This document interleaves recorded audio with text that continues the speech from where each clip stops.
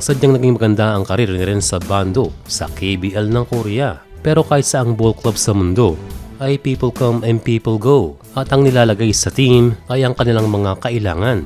And para sa team ng Anyang, ay malaki ang binaksak ng power ng kanilang team. So mayroong mga positions ang nabutas at kailangan nila itong punan para maging balanse.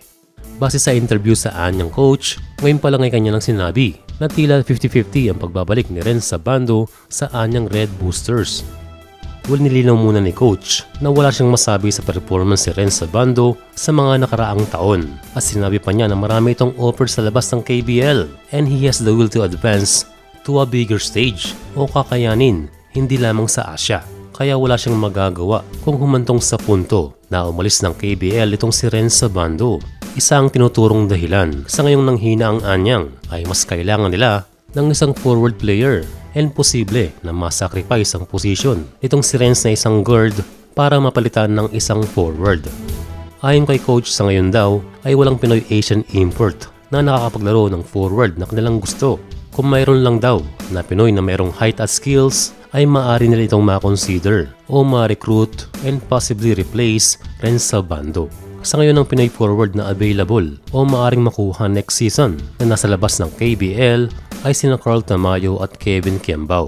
Pero kung kontrata ang pag-uusapan ay libre itong si Tamayo. Pero again sa ngayon ay mahirap makapag-secure dahil marami silang kaagaw sa ating mga players kaya hindi ganun kadali na humanap ng preferred nila na import. Sa ngayon daw ay masaya at satisfied si Renz Bando sa kanyang paglalaro sa ball club ng Anyang. Isang malaking desisyon kung sakaling sila ay magpalit. Kahit hindi malaki itong si Bando, ay malaking tulong naman sa depensa. Maaaring silang kumuha ng Korean forward and retain Renz Bando sa team or di kaya ay sila ay mag-explore na ng isang matangkad na forward na mayroong skills. Pero sa bandang huli ay hindi mawawalan itong si Renz Bando dahil maraming nag-aabang para sa kanya. Sa kabilang banda naman ay maraming nagtatanong sa atin kung nasaan na nga ba si Kobe Paras at kamusta na ang kanyang karir.